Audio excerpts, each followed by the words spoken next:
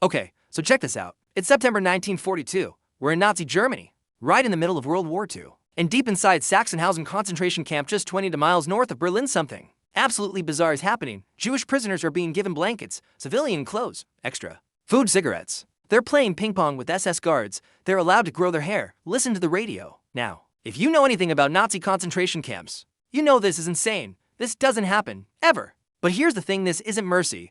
This isn't kindness. This is business. These 140 demenopographers, engravers, bankers, artists are being forced to commit the largest counterfeiting operation in history, a secret Nazi plot to print perfect fake British pounds and collapse the economy of the British Empire. They call it Operation Bernhard, and it will produce over 134 million pounds sterling in counterfeit notes so flawless that even Bank of England experts struggle to tell them from the real thing. One survivor would later describe their surreal existence in 3 haunting words: corpses on holiday. And here's what blows my mind about the story: it almost worked. The Nazis nearly weaponized money itself. And the ripples of this operation, they're still affecting us today. Let me explain. So, to understand how we got here, we need to go back to September 1939. Germany just invaded Poland. World War II has begun. And this SS officer named Arthur Neb comes to Hitler with an idea. He says, what if we just forge British currency? Like, on a massive scale. Then we drop it from airplanes over Britain. The flood of fake money sparks runaway inflation, destroys confidence in the pound sterling, and cripples Britain's ability to finance the war. And Hitler loves it.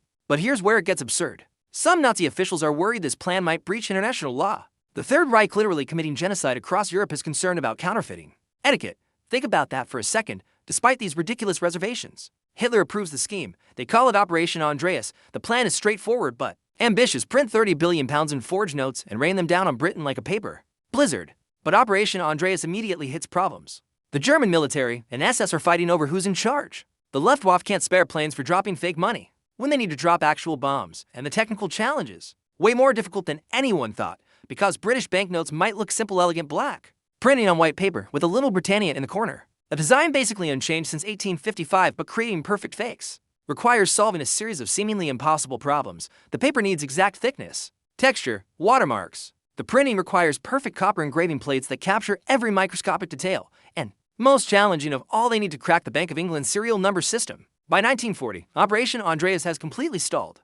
The original team in Berlin is producing notes so bad they're laughable. The operation seems dead. Then word of the plot reaches Britain, and the British government responds by introducing a special blue £1 note with metallic thread, the first banknote anywhere to use this anti-counterfeiting measure. The Nazis' grand plan has been exposed before it even starts. But here's the thing about really seductive ideas: they don't just die. July 1942. SS Chief Heinrich Himmler revives the counterfeiting scheme, but with a crucial change of strategy. Instead of trying to crash the British economy overnight, which now seems unrealistic, the fake pounds will be used more surgically to finance German espionage agents, purchase strategic materials, fund covert operations abroad. Because Himmler's security services are chronically underfunded, the Reichsbank isn't generous with spy budgets. But what if they could just print their own money? To lead the operation, Himmler chooses this guy, SS Major Bernhard Kruger. He's 36 years old, practical, methodical, and he understands that success requires an entirely different approach from the failed Andreas operation. Kruger searches through the abandoned offices of Operation Andreas and finds the original copper engraving plates and machinery, some bent and damaged but salvageable. More importantly, he realizes what Andreas lacked: the right workforce. And this is where it gets dark.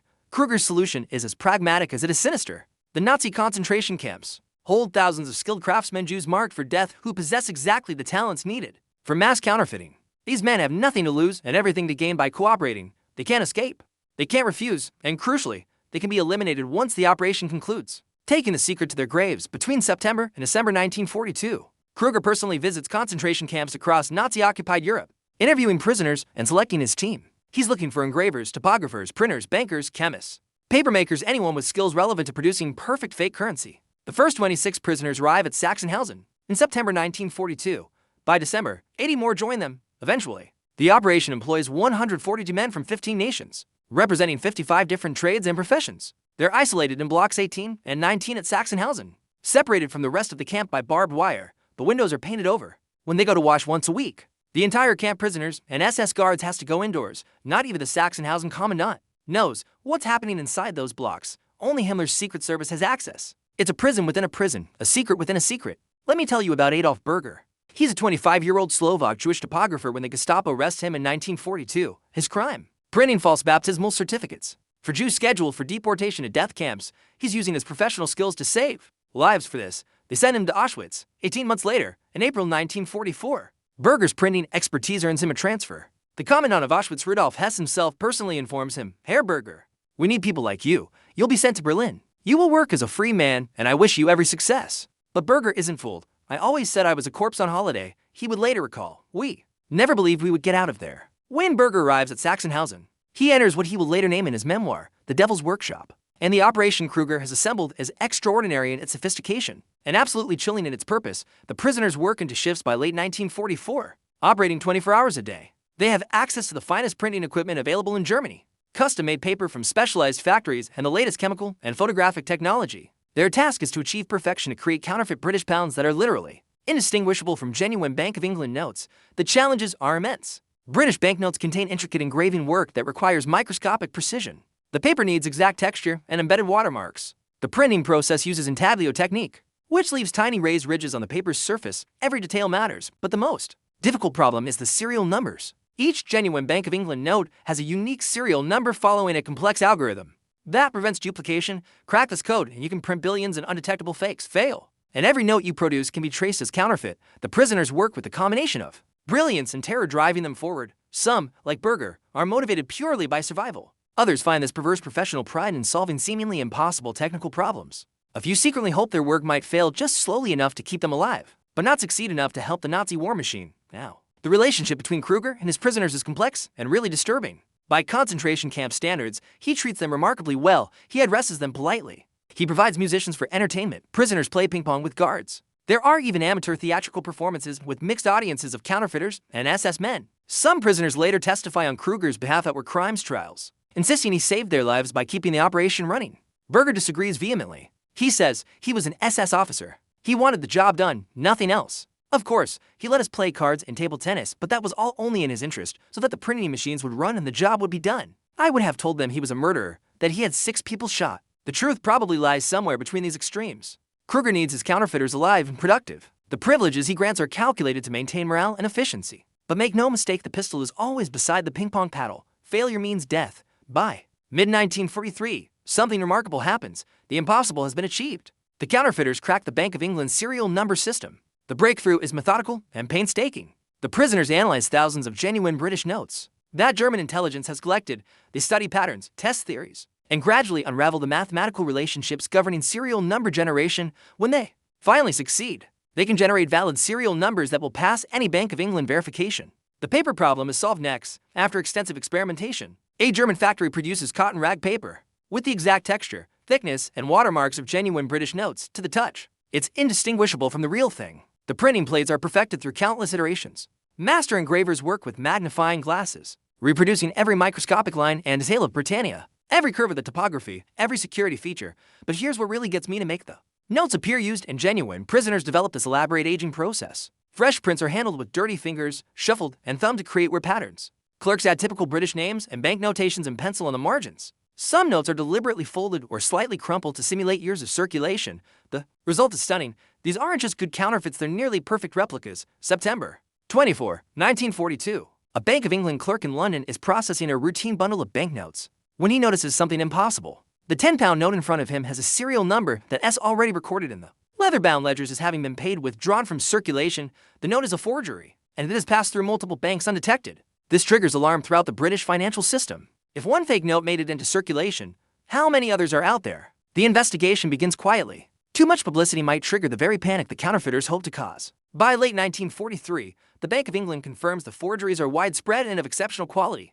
The only reliable way to detect them is checking serial numbers against the ledgers, a time-consuming process possible only for a small fraction of notes in circulation. The British response is drastic. The Bank of England withdraws all notes with face values higher than £5 from circulation. For the first time since the notes were introduced in 1855, large denomination British currency disappears from public use.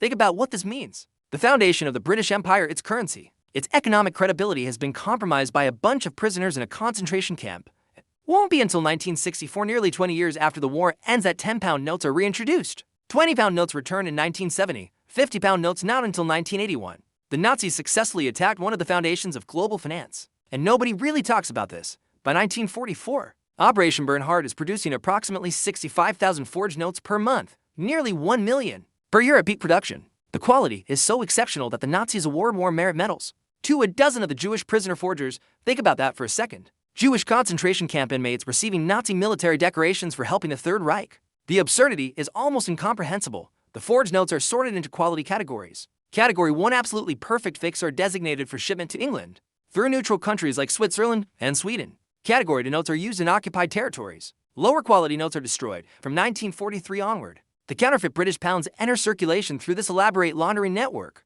Bundles of fake notes are smuggled into neutral countries Switzerland, Sweden, Turkey in exchange on black markets for genuine currency, gold, and strategic materials. Some of the fake money fund's legendary operations. There's this Turkish spy named Ali Esabazna, codenamed Cicero. He's one of the most valuable intelligence sources of the war, photographing top-secret British documents from the British ambassador's safe in Ankara. The Nazis pay him with a suitcase full of British pounds, nearly all of them counterfeit. From Operation Bernhard, Bosna doesn't realize he's being paid in fake money until after the war. Can you imagine? You're this master spy. You think you're getting rich, and it turns out you've been paid in monopoly money this whole time. The counterfeit pounds buy weapons, rare materials, intelligence, and loyalty throughout Nazi-occupied Europe and neutral countries. They fund spy networks from Stockholm to Istanbul, from Lisbon to Buenos Aires. By the time Sachsenhausen is evacuated in April 1945, the printing presses have produced 8,965,080 banknotes with a total value of 134,610,810 pounds. That's equivalent to over 8 billion pounds in today's currency. Some estimates put the total even higher, perhaps as much as 300 million pounds. This represents more than 10% of all British banknotes in circulation at the time. Let that sink in. 10%.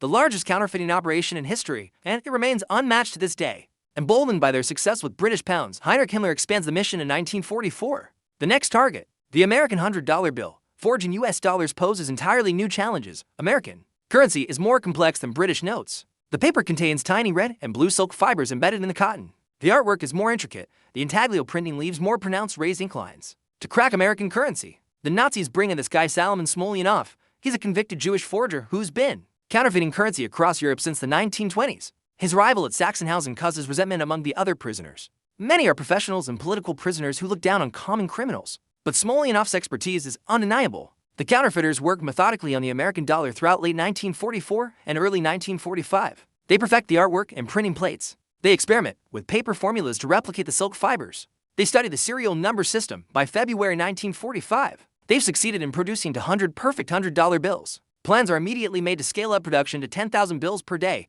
But here's where it gets interesting. The prisoners understand something the SS doesn't yet grasp.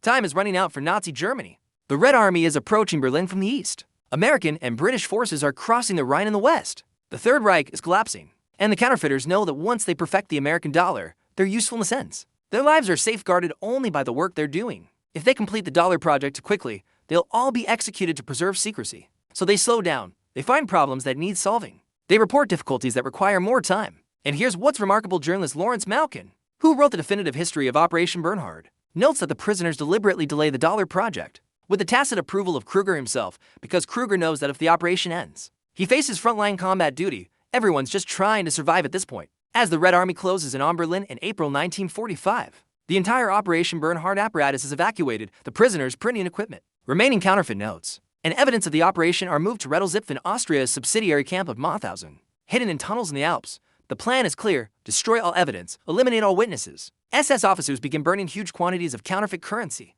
Tons of fake British pounds go up in smoke. Printing plates, documents, equipment, everything is to be destroyed or hidden. Much of the evidence is dumped into Lake Toplitz, this remote alpine lake about 100 kilometers from Salzburg. The lake is perfect for hiding secrets. It's over 300 feet deep, surrounded by cliffs and dense forest, accessible only by a narrow dirt track, below 60 feet. The water is oxygen-free and extremely salty, preserving whatever sinks to the bottom. The Nazis dump crates of counterfeit pounds, printing plates, documents, who knows what else into Lake Toplitz. To this day, people are still searching that lake for Nazi secrets. But here's where the story takes an unexpected turn. As the Reich collapses, SS Major Kruger faces a decision. He can execute all 142 prisoners to eliminate witnesses. It's what he's supposed to do. It's standard procedure. Instead, on May 5, 1945, just days before Germany surrendered, Kruger orders the prisoners march toward the Swiss border. Some are shot by other SS units during the chaotic retreat, but Kruger personally escorts most of his counterfeiters toward Allied lines. On May 10, 1945, American forces liberate the prisoners. Near Linz, Austria, Adolf Berger survives, so do most of the others, against all odds. These corpses on holiday make it out alive. Kruger surrenders to American forces. He's questioned extensively about Operation Bernhard, but never charged with war crimes. Some prisoners testify on his behalf. In 1948, he's released. He dies in 1989. The question that haunts his story: Why did Kruger let them live? Some say he had a conscience. Others say he calculated that keeping witnesses alive might save him at war crimes trials. Maybe he just didn't want more blood on his hands as the Reich fell. We'll never really know. So what happened to all that fake money? In 1959, a German magazine finances an expedition to search Lake Toplitz. Divers find waterlogged crates containing millions of pounds in counterfeit British notes, now worthless but perfectly preserved in the oxygen-free water. Over the decades, multiple expeditions search the lake. They keep finding more counterfeit currency, forged documents, and equipment. But there are rumors that something else is down there: Nazi gold, stolen art, secret documents. The lake becomes this magnet for treasure hunters and conspiracy theorists. In 2000, divers working for a British television documentary company recover more crates of fake pounds. The Austrian government eventually bans further diving. It's dangerous, and several divers have died in the murky, freezing depths. But the fake pounds that weren't dumped in lakes or burned, they circulated for decades. Throughout the 1950s and 60s, counterfeit Bernhard notes kept turning up in banks across Europe, the Middle East, and South America. Some were used by criminal organizations who discovered these perfect fakes on the black market. Others were probably still being laundered by former Nazi intelligence officers who'd squirreled away their stash. Even today, Operation Bernhard notes occasionally surface at auction houses or in estate sales. They're collector's items now, worth more as historical artifacts than their face value ever was. Let me come back to Adolf Berger for a moment. After liberation, Berger returned to Czechoslovakia. He wrote a memoir called The Devil's Workshop, published in 1983. He spent the rest of his life giving testimony about Operation Bernhard and the Holocaust. He wanted people to understand what happened, not just the technical achievement of the counterfeiting, but the moral complexity, the survival calculations, the impossible choices. Berger was adamant about one thing: Operation Bernhard was not a story of heroic prisoners outsmarting their captors. It was a story of skilled people forced to help their own destroyers. Some historians and filmmakers tried to romanticize the operation, to make it a tale of resistance or clever deception. Berger rejected this interpretation completely. He would say, "We weren't heroes. We were slaves with specialized skills. We did what we had to do to survive another day. Some of us made it. Most of our families didn't." The 2007 film The Counterfeiters, based partially on Berger's memoir, won the Academy Award for Best Foreign Language Film. Berger consulted on the film but had mixed feelings about it. He felt it simplified the moral ambiguity, made the story palatable for audiences. Adolf Berger died in 2016 at the age of 99. He was one of the last living witnesses to Operation Bernhard. So why does this story matter now, 80 years later? First, it reveals something fundamental about modern warfare. The Nazis understood that economic warfare could be just as devastating as military warfare. They tried to weaponize money itself, and they nearly succeeded. Today, we worry about cyber attacks on financial systems, cryptocurrency manipulation, economic sanctions as weapons. But the Nazis pioneered this approach, using counterfeit currency as a strategic weapon to undermine an enemy's economy and morale. Second, it shows the vulnerability of trust-based systems. The entire global financial system rests on trust that currency is genuine, that banks are secure, that the numbers on paper or screens represent real value. Operation Bernhard attacked that foundation, and the Bank of England's response, withdrawing large denomination notes for decades, shows how seriously that threat was taken. Third, and maybe most importantly, this story reveals the moral complexity at the heart of the Holocaust. These weren't prisoners who heroically resisted. They were skilled professionals forced to use their talents to help their own oppressors. They played ping pong with their guards while other prisoners were being murdered in gas chambers. A few miles away, they received medals from the Nazis while their families were being exterminated. There's no simple moral here. No clear heroes and villains. Well, except for the Nazis. Obviously, they're the villains. But for the prisoners, every day was a calculation of survival. Worked well, and you helped the Nazi war machine. Worked poorly, and you're shot. The ethical space they inhabited was impossibly narrow. Here's what keeps me up at night about Operation Bernhard. We know about 134 million pounds in counterfeit currency that was produced. We know some was burned. Some was dumped in lakes. Some circulated for decades after the war. But we don't know how much is still out there. We don't know what else is at the bottom of Lake Toplitz. The Austrian government won't let anyone look. We didn't know the full extent of how this counterfeit money affected the global economy in the late 1940s and 1950s as it continued to circulate undetected. We didn't know if other countries' currencies were successfully forged in Operation Bernhard, beyond the British pound and the attempted American dollar. And here's the really wild part: we don't know if anyone learned from this and perfected the technique. Because if a group of concentration camp prisoners with limited resources could produce undetectable counterfeit currency in 1943, what could a modern state with advanced technology do today? The tools have gotten better.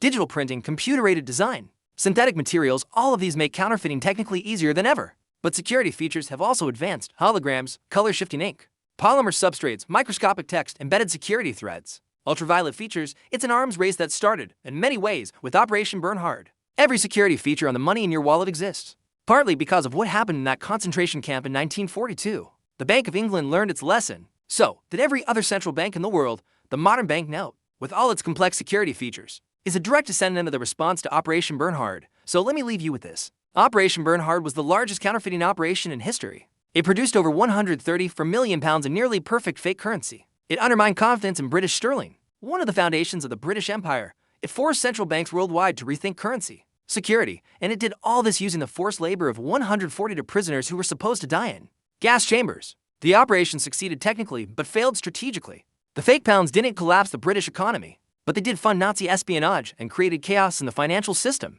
That lasted for decades after the war ended, and the human cost. 6 million Jews murdered in the Holocaust. The survivors of Operation Bernhard got to live a little longer because they had skills the Nazis needed, but they lived with the knowledge that their survival came at the cost of helping their oppressors. Adolf Berger said it best: "We were corpses on holiday." That phrase captures everything about Operation Bernhard: the surreal privileges, the constant threat of death, the moral impossibility of their situation, the fact that survival meant collaboration, and collaboration meant survival. This isn't a story with a satisfying ending. It's a story about how war twists everything, even something as simple as money, into a weapon. About how economic warfare can be just as devastating as military warfare. About how the Holocaust forced impossible choices on people who just wanted to live another day. And it's a reminder that some of history's most important moments happen in places and ways we never learned about in school, in secret blocks in concentration camps, in alpine lakes where evidence was dumped, in bank vaults where clerks discovered impossible serial numbers and triggered investigations that would reshape global finance. The story of Operation Bernhard is the story of the Second World War. In miniature, brutal, complex, morally ambiguous, and with consequences that echo down to today. So the next time you look at paper money, think about this. Every security feature, every watermark, every hologram exists partly because of what Nazi prisoners achieved and survived in Sachsenhausen in 1942. That's the legacy of Operation Bernhard. The most perfect crime, the most impossible survival story, and one of the most important chapters of World War II that almost nobody knows about until now.